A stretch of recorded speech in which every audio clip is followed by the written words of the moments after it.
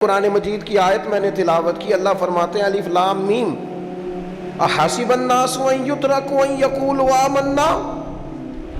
اللہ فرماتے ہیں کہ لوگوں نے یہ گمان کیا ہے کہ انہیں چھوڑ دیا جائے گا صرف یہ کہہ دینے پر کہ ہم ایمان لے آئے۔ انہوں نے کہا ہم ایمان لے آئے تو اب انہیں چھوڑ دیا جائے گا، بس ختم، اتنی بات پر چھوڑ دیا جائے گا۔ وہم لا یفتنون، اور انہیں آزمایا ہی نہیں جائے گا۔ فرمایا ایمان لانے کے بعد صرف ایمان پر ہی تمہیں چھوڑا نہیں جائے گا، بلکہ تمہیں آزمایا جائے گا، تمہاری آزمائش ہوگی۔ کس طرح؟ وَلَنَبْلُوَنَّكُمْ بِشَيْءٍ مِّنَ الْخَوْفِ وَالْجُوعِ وَنَقْصٍ مِّنَ الْأَمْوَالِ وَالْأَنفُسِ وَالثَّمَرَاتِ، تمہیں کسی نہ کسی ایک چیز سے ضرور آزمائیں گے، یا خوف سے آزمائیں گے، بھوک سے آزمائیں گے، جانوں اور مالوں کی کمی سے، پھلوں کی کمی سے آزمائیں گے۔ اور یہ پھلوں کی کمی سے مراد، علماء تفسیر نے لکھا اس سے مراد اولاد کا انتقال کر جانا بھی، وہ بھی پھل ہوتی ہے۔ تمہیں آزمائیں گے، اور اگر تم پورے اترے تو وَبَشِّرِ الصَّابِرِينَ، رب فرماتا ہے محبوب پھر صبر کرنے والوں کو میری رحمت کی خوشخبری سنا دے، پھر انہیں خوشخبری دے دے میرے کرم کی۔ میرے عزیز، زندگی میں آزمایا جائے گا۔ نبی اکرم نور مجسم شفیع معظم صلی اللہ علیہ وسلم کی بارگاہ میں حضرت خباب بن ارت رضی اللہ تعالیٰ عنہ حاضر ہوئے۔ حضور خانہ کعبہ کے ساتھ ٹیک لگائے بیٹھے تھے، تو حضرت خباب عرض کرنے لگے یا رسول اللہ اتنی تکلیفیں آ رہی ہیں، کافر اتنا ستا رہے ہیں، ہمیں پریشان کیا جا رہا ہے، ہم سخت آزمائش میں، حضور آپ اللہ کی بارگاہ میں دعا کیوں نہیں کرتے ہمارے لیے؟ تو نبی پاک علیہ السلام فرمانے لگے تم سے پہلے لوگوں کا حال پتہ کیا تھا؟ یہ صحیح حدیث بخاری میں موجود ہے۔ فرمایا تم سے پہلے لوگوں کا حال یہ تھا کہ انہیں گھڑے کے اندر رکھ کے، ان کے جسم کو مٹی سے دبا کے، پھر ان کے سروں پر آریاں رکھ کے چیر دیا جاتا تھا، لیکن پھر بھی وہ اپنے دین سے ہٹا نہیں کرتے۔ نبی پاک علیہ السلام فرمانے لگے تم سے پہلے لوگوں کا یہ عالم تھا کہ ان کے جسم لوہے کی کنگھیوں سے کریت دیے جاتے تھے، ان کا گوشت اتار دیا جاتا تھا، لیکن وہ اپنے دین سے ہٹنے کو تیار نہیں ہوتے تھے۔ یاری تیری سونے پر ازمائشاں تیریاں اگ، اے سونا پرکھیا جامدائی پہلو نال اگاں دے لگ۔ اپنی زندگی میں تیار رہیں، ذہنی طور پر آزمائش کے لیے تیار رہیں، مزاج بنائیں۔ جب بندہ پہلے سے تیار ہوتا ہے نا، اس کا خیال ہوتا ہے کہ آزمائش آ گئی تو میں نے صبر کرنا ہے، پہلے سے اس کی تیاری ہوتی ہے، پھر وہ ذرا گھبراتا نہیں، پریشان نہیں۔ ہم تیار نہیں ہیں ذہنی طور پر۔ ہر بندے کو سکھ چاہیے، ہر بندے کو، بلکہ ہمارے ہاں تو لوگ کہتے ہیں مرید ہو رہا ہوں تاکہ میری طرف تکلیف کوئی نہ آئے۔ تو میں کہا کرتا ہوں پہلے پیر سے پوچھ لو اسے کبھی آئی ہے کہ نہیں، اگر اسے آئی ہے تو پھر اس کا مطلب ہے تمہیں بھی آ سکتی ہے۔ لوگ نماز اس لیے شروع کرتے کہتے ہیں میں 5 نمازیں بھی پڑھتا ہوں، میں صدقات بھی کرتا ہوں، کام میرا پھر نہیں چلتا۔ تو میں کہتا ہوں تمہیں پتہ ہی نہیں، نمازی کے لیے تو آزمائش ہے، جتنا جتنا ایمان کامل اتنی اتنی آزمائش بھی زیادہ۔ اور یہ میں اپنے پاس سے نہیں کہہ رہا، حضرت ابو سعید خدری رضی اللہ تعالیٰ عنہ فرماتے ہیں میں نبی پاک علیہ السلام کی خدمت میں حاضر ہوا، اور حضور کے دست مبارک کو چومنے کے لیے میں نے اپنے ہاتھ جب آگے کیے تو تپش تھی، تیز بخار تھا نبی پاک کو۔ تو حضرت ابو سعید خدری رضی اللہ تعالیٰ عنہ ارشاد فرماتے ہیں کہ میں نے، یہ سنن ابن ماجہ میں موجود ہے، فرماتے میں نے عرض کیا یا رسول اللہ صلی اللہ علیہ وسلم اتنا تیز بخار؟ حضور فرمانے لگے ہم پر جو آزمائشیں آتی ہیں نا انبیاء پر، وہ عام لوگوں سے دگنا آتی ہیں۔ یہ تو لاڈلے ہیں، یہ تو محبوب ہیں اللہ کے۔ فرمایا عام لوگوں سے دگنی آزمائش آتی ہے، لیکن فرمایا ہمارا رب بڑا کریم ہے، ہمیں اجر بھی ڈبل ہی عطا کرتا ہے، ہمیں اجر بھی ڈبل ہی عطا کرتا ہے۔ تو حضرت ابو سعید خدری کہتے ہیں موقع اچھا تھا، میں نے ایک سوال بھی کر دیا، میں نے کہا یا رسول اللہ صلی اللہ علیہ وسلم بتائیے نا بھلا دنیا میں زیادہ آزمائشیں کن کو آتی ہیں؟ تو حضور فرمانے لگے سب سے زیادہ آزمائشیں اللہ کے انبیاء کو آتی ہیں، نبیوں کو آتی ہیں۔ حضور اس کے بعد فرمایا اس کے بعد جو ان کے زیادہ قریب ہوتا ہے اسے آتی ہیں۔ لوگ کیا سمجھیں گے امام حسن کی آزمائش کو؟ لوگ کیسے سمجھیں گے سیدنا امام حسین کی آزمائش کو؟ فرمایا جو ان کے زیادہ قریب ہوتا ہے اسے زیادہ آزمائش آتی ہے. تو حضور کے سب سے قریب تو امام حسن ہے نا، امام حسین ہے نا. تو کیا سمجھتا ہے قربت بس نسبت کے اظہار کا نام ہے اور بڑے لطف کے ساتھ زندگی گزارنے کا نام ہے؟ تو نبی پاک علیہ الصلوۃ والسلام نے فرمایا بات بڑی مزے کی ہے. فرمایا پھر اللہ کے بعض بندے تو ایسے ہوتے ہیں جنہیں اللہ فقر میں مبتلا کر دیتا ہے. فرمایا ان کے پاس صرف ایک چادر رہ جاتی ہے، اتنا فقر ان کے پاس آتا ہے. لیکن جو حدیث کے آخری لفظ ہیں نا وہ وجد والے ہیں، وہ وجد والے ہیں، وہ سرور والے ہیں. ہمارا یہ مزاج ہوتا ہے کہ میٹھا میٹھا کھا جاؤ اور ذرا کڑوا آ جائے تو سویرے بھی رو شام بھی رو، حال ہی کوئی نہیں، غریبی بڑی، پریشانی بڑی، حضرت صاحب گھر سے بیماری جاتی نہیں. اور جناب کیا بتائیں، بعض لوگ تو ایسے ہیں جن کی بات سن کے لگتا ہے زندگی میں کبھی سوئے ہی نہیں، اتنے بڑے بڑے دکھ سناتے ہیں. او خدا کی رحمت کا بھی تو ذکر کرنا، خدا نے جو تیرے اوپر انعامات کیے ان کا بھی تو ذکر کرنا. ان کا تذکرہ ہی نہیں کر رہا میرا بھائی. نبی پاک علیہ السلام نے فرمایا ان لوگوں پر دکھ آتے ہیں پر قربان ہونے کو جی چاہتا ہے. ان لفظوں پر حضور فرمانے لگے وہ رب کی طرف سے آنے والے دکھ پر بھی اس طرح راضی ہوتے ہیں جس طرح تم میں سے کوئی راحت ملنے پر راضی ہوتا ہے. سکون والی چیز ملنے پر جس طرح تم راضی ہوتے ہو اس طرح وہ دکھوں پر بھی راضی ہوتے ہیں. دکھ قبول محمد بخشا، دکھ قبول محمد بخشا. پر ایک شرط لگائی چھوٹی سی میاں صاحب نے، انہوں نے کہا 100 دفعہ قبول ہے. دکھ 100 دفعہ قبول، دکھ قبول محمد بخشا پر راضی رہن پیارے.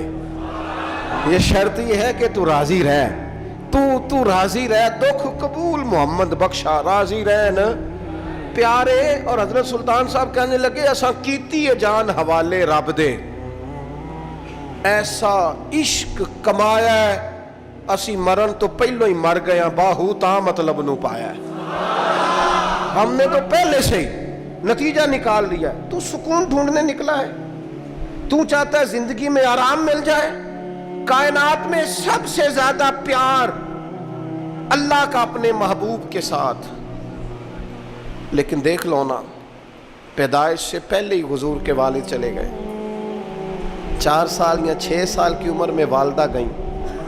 8 سال کی عمر تھی، محبوب کے دادا کا جنازہ اٹھا تو محبوب پیچھے پیچھے جنازے کے جا رہے تھے. پھر وقت آیا جب تبلیغ دین کا، تو دنیا کا کون سا دکھ اور کون سی تکلیف اور کون سی اذیت ہے جو حضور کو نہیں دی گئی.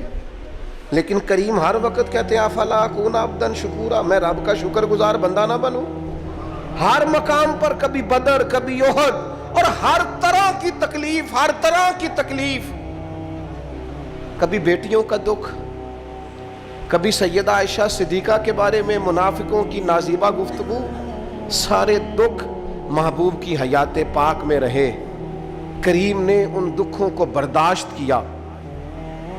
پھر آپ دیکھ لیں دور حضرت صدیق اکبر کا آیا تو حضرت ابوبکر صدیق اس امت میں نبیوں کے بعد سب سے بڑا درجہ رکھتے ہیں. لیکن کوئی زندگی اس طرح کی تو نہیں کہ بڑے 2.25 سال بڑے آرام سے حکومت کی ہو. منکرین زکوٰۃ سے لڑنا پڑا حضرت ابوبکر صدیق کو. آزمائش تھی، لوگ منکر ہو گئے زکوٰۃ کے. حضرت صدیق اکبر لڑے، ختم نبوت کے تحفظ کے لیے لشکر تیار کیے. بہت سارے مسائل کا سامنا کرنا پڑا. صبح دن راتیں جناب ابوبکر نے مشقت کر کے خلافت اسلامیہ کو مضبوط کیا. دور حضرت عمر کا آیا، ساری دنیا مدینہ منورہ میں اندر سے دروازے بند کر کے سخت گرمی میں سوتی ہے. اور جناب عثمان غنی کہتے ہیں کہ میں نے فاروق اعظم کو 60 سال کی عمر میں دیکھا کہ مال غنیمت کے 2 اونٹ دوڑ گئے تو عمر بھاگے جا رہے ہیں، ان اونٹوں کو لے کے آ رہے ہیں. اور میں کہتا ہوں جناب آپ آرام کرتے، ساری دنیا سو رہی ہے. فرمایا سویا کرتا تھا کبھی خلیفہ بننے سے پہلے. عمر کسی غلام کو کہہ دیتے، چونکہ پیار تھا نا، یارانہ تھا نا، حضرت عثمان بڑی محبت سے کہتے ہیں امیر المومنین کسی غلام سے کہتے ہیں اگر مال غنیمت کے اونٹ چلے گئے تھے تو لے آتا. تو حضرت عثمان کے کندھے پہ ہاتھ رکھ کے جناب عمر رو پڑے. کہنے لگے یار یہ حضور کے دین کی امانت بڑی ذمہ داری ہے. لے او سجنا اساں توڑ نبھائی اساں جان بھی دتی تیرا تیرے. یہ بڑی ڈیوٹی ہے, یہ بڑی ذمہ داری ہے. میں کیسے غلام کو بھیج دیتا؟ مسلمانوں کا مال ہے, جب ڈیوٹی میری ہے تو کیسے کسی کو بھیجتا؟ یہ آزمائش ہے, یہ دکھ ہے. 22-24 لاکھ مربع میل کے حکمران حضرت عثمان غنی, ان کا دور آ گیا. یعنی وہ شخص جس نے چڑھتی جوانی میں بھی نظریں جھکا کے رکھی, اور جس شخص نے اپنا سارا مال دین پر قربان کر دیا, اس کے گھر کا گھیرا تنگ کر لیا گیا. بہت بڑی ذمہ داری حضرت عثمان پر آئی, بڑی. اور جناب عثمان غنی کا حال یہ ہے کہ 40 دن گزر گئے. جس شخص کے اپنے ذاتی مصارف لاکھوں کروڑوں میں لوگوں پر خرچ ہوتے ہیں, 40 دن سے اس نے کھانا نہیں کھایا. اسے ڈھب اور سلیقے سے روٹی پانی نہیں ملا, گھر میں قید ہیں. لوگوں نے کہا عثمان ہمیں اجازت دے دیں ہم لڑیں. کہنے لگے کیسے دے دوں؟ حضور کا مدینہ اور میری وجہ سے خون بہہ جائے, بس میرے اوپر آئی ہے تو میں نبھاؤں گا, یہ ذمہ داری ہے. کہا پھر عثمان خلافت؟ فرمایا یار یہ بھی میری مجبوری ہے. میرے نبی پاک نے فرمایا تھا عثمان اللہ تمہیں قمیض پہنائے گا, لوگ اتارنا چاہیں گے, دیکھنا اتارنا نہ. وہ قمیض نہ اتارنا کیسے چھوڑ دوں؟ حضرت عثمان بھی شہید ہو گئے, جناب عمر بھی شہید ہو گئے. حضرت علی المرتضیٰ شیر خدا, وہ کیا 9-10 سال کی عمر سے حضور کے ساتھ چلے, ہر غزوے میں, ہر میدان میں, ہر جہاد میں, ہر جگہ آگے آگے. ان لوگوں نے دین سے نفع نہیں لیے. حضرت علی المرتضیٰ شیر خدا تو کوفے کی جامع مسجد کے پاس کھڑے ہو کے کہتے تھے میری کوئی بندہ زیرہ خرید لے. امیر المومنین کہہ رہے ہیں میری طامت زیادہ پھٹ گئی ہے, اب تو پیوند لگنے کی جگہ بھی کوئی نہیں بچی, یہ زیادہ پھٹ گئی ہے. اگر مزید پیوند لگ سکتے ہوتے تو میں زیرہ نہ بیچتا, یہ میری زیرہ کوئی خرید لے, کوئی خرید لے زیرہ. حضرت مولا علی شیر خدا 63 سال کی عمر مبارک, اور جب کوفے میں آپ کو خنجر لگا, زخم لگا, تو لوگ بیٹے کو بلاتے ہیں, آواز دیتے ہیں, لیکن جناب شیر خدا مولا علی مرتضیٰ مشکل کشا حل عطا حضرت علی المرتضیٰ شیر خدا زیر لب ہلکا سا مسکرائے, ادھر دیکھیے گا, اور مسکرا کے پتہ کیا فرمانے لگے؟ کہنے لگے فزت برب الکعبہ, لو بھائی کعبے کے رب کی قسم علی کامیاب ہو گیا ہے, کامیابی مل گئی. آج بات امام حسن کی آئی, امام حسن کو زہر دیا گیا, انتڑیاں نہ کٹ کٹ کے باہر گر رہی. اس شہزادے کی جس نے حضور کی گود میں عمر گزاری, محبوب کے کندھوں پہ رہنے والے حسن ابن علی, جناب امام حسین حاضر بارگاہ ہوئے تو ہاتھ پکڑ کے بھائی کا چوم کے رو پڑے. بھائی پیارے بھی تو بڑے ہوتے ہیں نا, بڑے پیارے ہوتے ہیں. اور ان لوگوں کا منصب بڑا انوکھا ہے, شدید تکلیف ہے. تو امام حسین کہتے ہیں میرے بھائی حسن بتائیے آپ کو زہر کس نے دیا؟ رو کے پوچھتے ہیں. بھائی کا ماتھا چوم کے امام حسن رو پڑے, کہنے لگے حسین میری مجبوری ہے, میں تمہیں نہیں بتاؤں گا. کہا کیوں؟ فرمانے لگے اس لیے کہ اگر وہ نہیں جس پر مجھے شک ہے تو پھر کسی بے گناہ کا نام کیسے لے دوں, اور اگر وہی ہے نا جس پر مجھے شک ہے تو پھر میں تمہیں نہیں بتاؤں گا.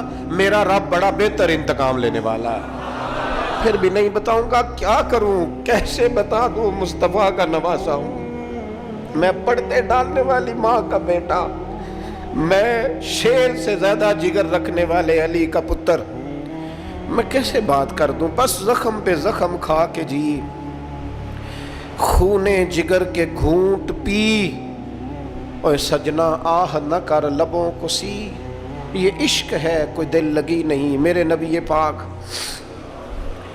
صلی اللہ تعالیٰ علیہ وآلہ وسلم نے ارشاد فرمایا، اللہ تعالیٰ دین میں جو لوگ سخت ہوتے ہیں نا ان پر مشکلیں بھی سخت ڈالتا ہے۔ یہ حدیث پاک آپ کو مسند امام احمد بن حنبل میں ملے گی، ابن ماجہ ترمذی میں ملے گی۔ فرمایا جتنا کوئی دین میں سخت ہوتا ہے اتنی اس کی مشکلات بھی سخت ہوتی ہیں، اور جتنا کوئی نرم ہوتا ہے اتنی اس کی مشکل بھی تھوڑی ہوتی ہے۔ حسین ابن علی بڑے سخت تھے نا دین میں، جاندار تھے نا دین کے معاملے میں، اللہ نے مشکل ڈالی۔ امام علی مقام کی باری آئی، بڑی منت کی حضرت عبداللہ ابن عمر نے، رو کے کہا حسین نہ جاؤ۔ تو امام حسین رضی اللہ تعالیٰ عنہ نے فرمایا نہیں، اب میری ڈیوٹی لگی ہے تو جانا تو میں نے ہے نا، ذمہ داری تو پوری کرنی ہے۔ امام علی مقام رضی اللہ تعالیٰ عنہ نے اس ساری مشقت کو دیکھا۔ گھر چھوڑنا بڑا مشکل کام ہے، گھر چھوڑنا، وہ جہاں انسان رہا ہوتا ہے نا والدین کے ساتھ، جہاں وقت گزارا ہوتا ہے، کبھی بندہ بوڑھا بھی ہو جائے تو خوابیں اپنے پرانے مکان کی آتی ہیں۔ خواب بھی کبھی آئے نا تو وہیں گھومتا انسان اپنے آپ کو پاتا ہے، لیکن امام حسین نے کہا کہ بس اب وقت آیا ہے تو اب یہ چھوڑنا ہے۔ ہم نہ قربانی دیے بغیر پاس ہونا چاہتے ہیں، ہم کوئی مشقت سہے بغیر نمبر لینا چاہتے ہیں، ہم کوئی کام کیے بغیر رتبہ پانا چاہتے ہیں۔ ایسا ہوتا نہیں نا، یہ ممکن نہیں۔ آپ تاریخ پڑھیں نا انبیاء کی، حضرت نوح علیہ السلام نے 950 سال محنت کی ہے، اور میں سورہ ہود دیکھتا ہوں تو میں وہ انداز دیکھتا ہوں جس طرح کفر ان سے بات کرتا تھا۔ بڑی جدوجہد کی حضرت نوح نے، لیکن پتہ ہے دکھ اس سے بڑا کیا دیکھا؟ اپنا بیٹا ہی کافر ہو گیا۔ مالک امتحان ڈالتا ہے تو بڑے بڑے، اور حضرت نوح نے اپنے بیٹے کو ڈوبتے دیکھا، کہا مالک میرا بیٹا، فرمایا نہیں یہ تیرا ہے ہی نہیں، تیرے طریقے پر نہیں تو تیرا کیسے ہوگا؟ کسی کی نسل کہلانے کے لیے تو اس کے عقیدے پر ہونا ضروری ہے، تیرا نہیں۔ حضرت نوح نے مشقت دیکھی۔ واتخذ اللہ ابراہیم خلیلا، ابراہیم اللہ کے پیارے ہیں نا، لیکن زندگی پوری پڑھ کے دیکھ لو، ساری کی ساری مشقت مصائب سے بھری ہوئی، آزمائشوں سے لدی ہوئی۔ کبھی انہیں قوم آگ میں ڈالتی ہے، اور کبھی 86 سال عمر ہو گئی تو اولاد کوئی نہیں، اور دعا مانگ کے رب بیٹا وہ دیتا ہے جس کی پیشانی میں نور محمدی چمکتا ہے۔ اچھا پہلے دیا نہیں، اب دیا، فلما بالغا ماہ سعیا، اور جب وہ ذرا ساتھ چلنے کے قابل ہو گیا، ہر بندہ کہتا نہیں منون خیر ہے میرا پتر جوان ہو گیا ہے، جب وہ بیٹا ساتھ چلنے کے قابل ہوا تو فرمایا ذبح کرو نا ذبح۔ تھوڑی دیر کے لیے دل پہ ہاتھ رکھ کے بتاؤ، اور بچے کو بخار چڑھ جائے تو نیند نہیں آتی، مائیں منتیں مانگتی پھرتی ہیں، روتے پھرتے ہیں باپ، بچے کی طبیعت ٹھیک نہیں، فقط بیمار ہے، اور جسے یہ کہا جائے ذبح کر۔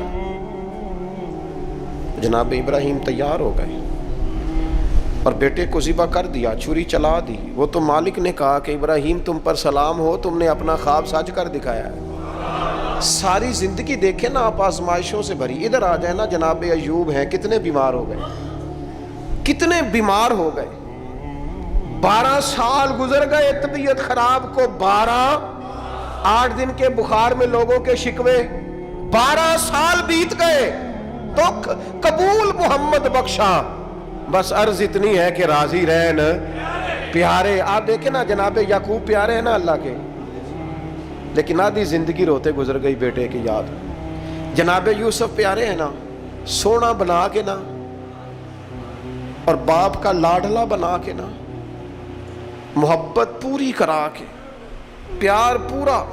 یا بنی لا تقصص رؤیاک علی اخوتک فیکیدوا لک کیدا ان الشیطان للانسان عدو مبین۔ او میرے بیٹے بھائیوں سے بات نہ کرنا ورنہ وہ کچھ چال چلیں گے، شیطان آدمی کا کھلا دشمن ہے۔ اتنا دنیا میں پیارا بچہ اور اس وقت کوئی نہیں تھا جتنے جناب یوسف ہیں، پر یوسف کبھی بھائیوں کی مار کھائیں، کبھی کنویں میں جائیں۔ کریم کا کرم ہے نا، کنویں میں پھینکیں تو بچا لے، لیکن وہاں سے نکلے تو پھر وہ بکے، پھر کبھی یہاں بکے، کبھی مصر کے بازار میں بکے۔ او یار تو غور تو کر، وہی جناب یوسف اللہ کے پیغمبر پھر جیل جائے، ساری تکلیفیں سہ کے فرمایا لو یوسف اب میں تمہیں مصر کا بادشاہ بناتا ہوں۔ آپ جس کی بھی تاریخ ٹٹول کے لائیں گے نا وہ آزمائشوں والی والا نہ بولو وَنَّكُمْ بِشَيْءٍ مِّنَ الْخَوْفِ، ہم ضرور تمہیں آزمائیں گے۔ امام حسین کی باری آئی، وطن چھوڑنا ہے حسین کو۔ امام علی مقام نے کہا کہ ہجرت کی تھی نا، حضور نے بھی وطن چھوڑا تھا۔ دور کھڑے ہیں، نانا تیرے کرم کے خزینے کی خیر ہو، میں جا رہا ہوں تیرے مدینے کی خیر ہو۔ پھر حسین ابن علی وہاں سے نکلے، بچے ساتھ، ڈٹنا پڑا، بھوک پیاس، بچوں کا ساتھ، پھر بچوں کی شہادتیں، یہ ساری چیزیں انسان کو کمزور کر دیتی ہیں نا، لیکن جس کی شان بڑی ہوتی ہے اس کی آزمائش بھی بڑی ہوتی ہے۔ چھوٹی چھوٹی باتوں سے گھبرا جانے والی امت، ذرا ذرا سی بات پر پریشان ہو جانے والے لوگ، لڑکھڑاتے قدم، الجھے خیالات، بے چینیاں، بے قراریاں، بہتے آنسو اور ہر وقت مظلومیت کا اظہار کرتی قوم اگر اپنے قدموں پہ کھڑا ہونا چاہتی ہے، امت اگر پھر سے امت سازی چاہتی ہے، امت اگر کھڑے ہو کے اور اللہ کی عطا پر راضی رہ کر اپنی زندگی گزارنا چاہتی ہے، ایک ہی فارمولہ ہے، اس قوم کو امام حسین کی سیرت سے آگاہ کر دو، اس امت کو نبی پاک کے شانوں والے نواسے کی عظمتیں بتا دو۔ یہ جو لوگ سہمے سہمے، ڈرے ڈرے سے، پریشان سے، کمزور سے، غریبی کی بات کرتے، دیہاتی ہونے کی بات کرتے، سہمی سہمی باتیں کرتے، انہیں کہو ڈرو نا، وہ دیکھو پردیس میں حسین ابن علی تھوڑی دیر پہلے حضرت علی اکبر کی لاش مبارک اٹھا کے لائے ہیں اور لا کر کے خیمے میں رکھی ہے، لیکن انہیں پتا ہے کل بھی تو جانا ہے نا، انہیں پتا ہے نا کتنے کو سال جینا ہے، بالآخر جانا تو ہے نا۔ جس دھج سے کوئی مقتل میں گیا وہ شان سلامت رہتی ہے، اس جان کی کوئی بات نہیں، یہ جان تو آنی جانی ہے، موت بستر پہ بھی آ جایا کرتی ہے، لیکن جو میدانوں میں ڈٹ کے رہتے ہیں ان کو تاریخ ذرا زندہ رکھا کرتی ہے۔ کمزور زندگی نہ گزارو، ڈری ہوئی زندگی نہ گزارو، اور یہ کبھی نہ کہو ہائے حسین، ہم ہائے حسین والے نہیں، ہم واہ حسین والے ہیں۔ ہمارے بزرگوں نے ہمیں یہ سبق دیا ہے، ہم نے کہنا ہے واہ حسین، کیا کمال کر دی امام علی مقام نے، واہ حسین آپ کی عظمت پہ قربان۔ اتنے سارے دکھوں کے باوجود جب شانوں والے نانا کا شانوں والا پوتا، عظمتوں والی ماں کا عظمتوں والا بیٹا، جرت مند باپ کا بیٹا میدان میں نکلنے لگا ہے تو ڈرا ڈرا، سہما سہما، رو کے دلاسے دے کے، آنسو پوچھ کے نہیں، بلکہ امام حسین نے ڈٹ کے کھڑے ہو کے وہ امامہ سر پہ باندھا جو محمد عربی نے عطا فرمایا تھا، وہ جبہ پہنا جو نانا نے دیا تھا، وہ تلوار پکڑی جو شیر خدا مولا علی پکڑتے تھے، اور حسین میتوں کے باوجود میدان میں آئے، فرمایا سامنے کھڑے ہو جاؤ، تمہیں خطبہ دینا ہے، اس لیے کہ محمد عربی کا طریقہ ہے جمعے والے دن خطبہ دیا جاتا ہے۔ پورے وثوق سے اتمام حجت کیا، اور حسین ابن علی ایسے تو نہیں تھے کہ ڈرے بڑا تھے تو ان سے تلوار نہیں چلی، انہوں نے تلوار چلائی، جو ایک ایک دو دو کر کے آتے رہے وہ کٹتے رہے، وہ کٹتے رہے، پھر آواز ایک گونجی پیچھے سے، وہ اکیلے اکیلے کیوں جاتے ہو، تمہیں پتہ ہے علی کا بیٹا ہے، علی کا گھر تو وہ گھر ہے کہ جس گھر کا ہر ایک بچہ جسے دیکھو وہی شیر خدا معلوم ہوتا ہے۔ اکیلے اکیلے جاؤ گے تو تم چہرے کی روشنی نہیں دیکھ رہے، آنکھوں کی سرخی نہیں دیکھ رہے، مزاج کا ولولہ نہیں دیکھ رہے، طبیعت کا باغ پن نہیں دیکھ رہے، اور جوانی میں شہادت کی لذت سے آشنا محمد کا نواسا نہیں دیکھ رہے، ذرا مل کے جاؤ، ہاں ہاں حسین ابن علی شہید ہوئے ہیں پر شان و شوکت کے ساتھ، ہاں ہاں حسین ابن علی دنیا سے تشریف لے گئے ہیں پر عزت وقار اور عظمت کے ساتھ، ہاں حسین ابن علی کا سر کٹا ہے، مخالف نے تو اپنی طرف سے نیزے کی نوک پہ چڑھایا تھا، پر حسین کا سر بول بول کے کہہ رہا تھا دیکھ لو میں کٹ بھی گیا ہوں پھر بھی سب سے اونچا ہوں، وہ دیکھو میں سب سے اونچا ہوں، سب سے اونچا ہوں میں۔ اے حسین ابن علی، نازش آل نبی تم پر سلام، اے حسین ابن علی تم پر سلام، نازش آل نبی تم پر سلام۔ کسی نے ایک بات کی تھی، اس نے حد کر دی، اس نے کہا مورخ تو کتنا کو لکھے گا، خطیب تو کتنا کو واز کرے گا، او مصنف تو حسین ابن علی کی شان میں کہاں تک بات کرے گا؟ تو میرے امام کا پاکپن، ان کی جرت، ان کی طاقت، ان کی ہمت، ان کا کمال، ان کا صبر، ان کی استقامت، ان کا حوصلہ، ان کی جواں مردی، ان کی ہمت کتنی کو بیان کرے گا؟ تو رہنے دے۔ اس نے کہا پھر کیوں رہنے دوں؟ کہنے لگے حسین ابن علی کی شان رفعت کوئی کیا جانے، یہ حسن جانے۔ حسین ابن علی کی شان رفعت کوئی کیا جانے، یہ حسن جانے، یہ علی جانے، یہ نبی جانے یا خدا جانے۔ ہماری طاقت نہیں ہے کہ ہم امام علی مقام کی عظمت کو بیان کر، بس چپ کر میرے علی، ایتھے جا نہیں ہو۔ امام کا تذکرہ بندے کو جوان کرتا ہے، باہمت کرتا ہے، جینے کا حوصلہ دیتا ہے، میدانوں میں کھڑا کرتا ہے۔ وہی ہے تیرے زمانے کا امام برحق جو تجھے حاضر و موجود سے بیزار کرے اور موت کی شکل میں دکھلا کے تجھے جلوہ یار، زندگی تیرے لیے اور بھی دشوار کرے۔ اور پلٹنا، جھپٹنا، جھپٹ کر پلٹنا، یہ لہو گرم رکھنے کا ہے ایک بہانہ۔ لہذا طاقتور بنو، باہمت بنو، کربلا کے واقعے سے طاقت حاصل کرو۔ پھر کہتا ہوں ہم ہائے حسین والے نہیں، ہم تو واہ حسین والے ہیں۔ ہمارا کہنا ہے کہ واہ حسین، اے حسین ابن علی تم پر سلام، نازش آل نبی تم پر سلام۔ ہم کہہ رہے واہ حسین، واہ حسین، واہ حسین، واہ حسین، یا حسین، واہ حسین، یا حسین، واہ حسین، واہ حسین، یا حسین، واہ حسین۔ اپنے مزاج میں طاقت پیدا کرو، اپنے بچوں کو یہ قوت ارادی، قوت فیصلہ آنے والی نسل کو منتقل کریں، یہ ہمت، جذبہ۔ اور بالخصوص ماؤں، بہنوں، بیٹیوں کو بتائیں کہ رو کے نہ جیو، اس طرح جیو جس طرح حسین ابن علی کی بہن نے جی کے دکھایا۔ دربار یزید میں جناب زینب نے جب خطبہ پڑھا نا، دربار دمشق میں وہ زینب کا خطاب منبر پہ علی بول رہے ہو جیسے۔ انہیں کہو کہ ذرا تھوڑا باہمت وقت گزاریں، باہمت، کہیں نہیں ڈگمگائی میرے امام کی بہن، کہیں کمزور نہیں پڑی، طاقت، ہمت۔ اور انہوں نے بتلایا ہے کہ رو کے وقت نہیں گزرتا، وقت تو چھا کے گزارنا چاہیے۔